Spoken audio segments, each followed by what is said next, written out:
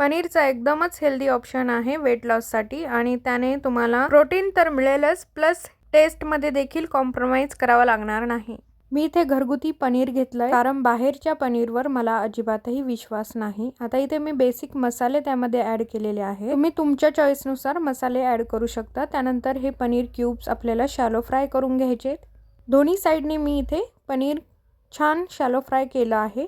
पनीरमध्ये मी मीठ, हळद, लाल तिखट आणि धना पावडर ॲड करून शॅलो फ्राय केलं आहे। आता इथे मी दुसरा पॅन घेतलाय त्यामध्ये तुम्ही इथे तुम्हाला आवडणाऱ्या कुठल्याही भाज्या ॲड करू शकता। त्यानंतर आलं लसूण पेस्ट ॲड केली, छान शॅलो फ्राय केल्यात भाज्या। बेसिक मसाले मगाचेच मी यामध्ये देखील ॲड केले आहेत।